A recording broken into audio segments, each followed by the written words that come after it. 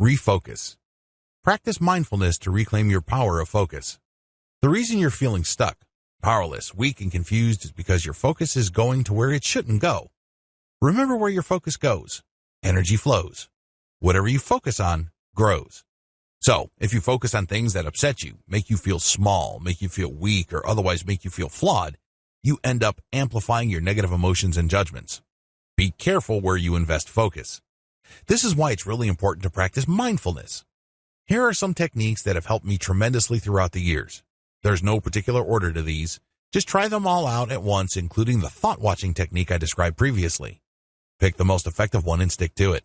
Counting your breath. The most basic way to practice mindfulness is to simply count your breath. You just need to close your eyes, find yourself in a quiet room, and just count your breath. Count the breath coming in and coming out. Eventually, you should focus your attention on the part of your nostrils that the air is coming out of. That's all you should notice. You stop focusing on the appearance of things around you. You stop paying attention to the sounds around you. You just focus on the air slowly coming in and out of your nose. This heightens your focus and awareness. A lot of people think that when they slow their minds down to a standstill that they're eventually going to fall asleep. Well, if you feel sleepy, you're doing it wrong. Believe it or not, when you're counting your breath or practicing any kind of mindfulness exercise, you're actually super aware. It's kind of like drinking 5 cups of coffee for your brain, but without the frantic nervousness. Breathe, hold, breathe. This mindfulness technique was originally formulated for U.S. Navy SEALs looking to relax during highly sensitive combat missions. If you are a SEAL team member, a lot of lives are depending on how well you do your job. It goes without saying that these guys have a lot of pressure on them. Talk about a stressful job. The breathe, hold, breathe technique enables Navy SEALs to quickly relax right before they make a very important action. Maybe they're going into a firefight. Perhaps they're about to go into the water and dive for an extended period, or possibly they're going to be doing something very sensitive involving explosives. Whatever the case may be, they need to relax so they can focus right here, right now. Most importantly, they need to relax ASAP. Breathe, hold, breathe delivers instant peace of mind guaranteed. How does it work? Breathe slowly and deeply out. Hold 4 to 8 seconds and then slowly breathe back in and hold for 4 to 8 seconds and repeat this process several times. With enough slow repetition, you feel really, really relaxed and, most importantly, you feel focused. All distractions leave you. The best part to all of this is that you can do this very quickly, and it doesn't take much time. Usually for most people, it takes anywhere from 3 to 6 repetitions to get relaxed enough so they can do what they need to do. Secular Transcendental Meditation. Transcendental meditation is somewhat controversial in some circles. A lot of people have second thoughts about this particular type of mindfulness practice. It really is too bad because transcendental meditation is one of the most powerful meditation techniques you can ever adopt if you're looking to let go of painful past memories or useless present worries or otherwise are seeking a deep reservoir of inner peace. The confusion arises from transcendental meditation's use of mantras.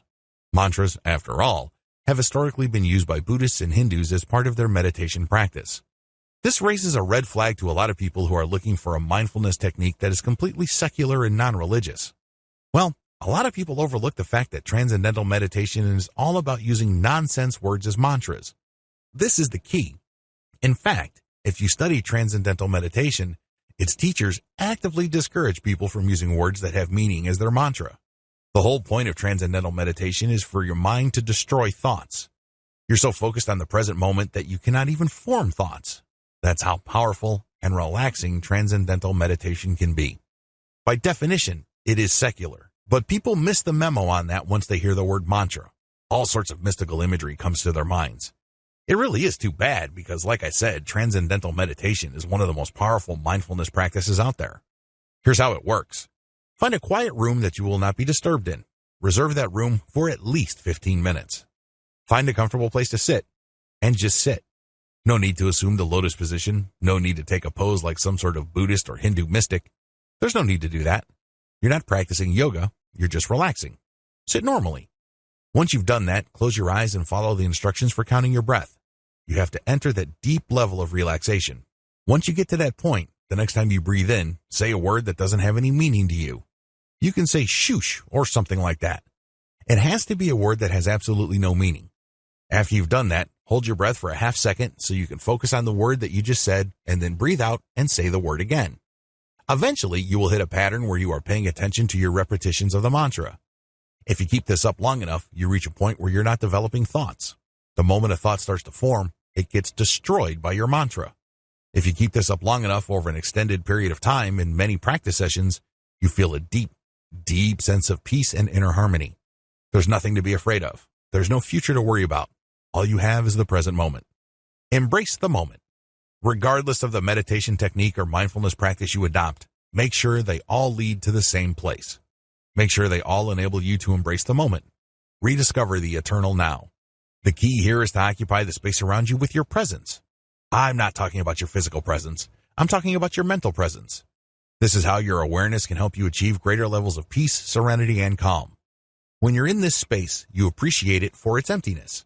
You don't have to be anybody. You don't have to go anywhere. That's right. No one to be, nowhere to go. When you're able to wrap your mind around these concepts, you don't feel left behind. You don't feel like you're missing out on something. Instead, you feel complete. Operate out of freedom. If you practice the techniques above correctly and you went through the steps outlined in this training, you will learn to operate out of your mental free space. This is a tremendous process for letting go unnecessary stress and drama from your life. You no longer look at your thoughts as something you deal with, or you no longer look at your goals as something to do. Instead, you stop compartmentalizing your life and you realize that every single moment is a gift. It's an opportunity. It ties you into the eternal now, which is full of potential.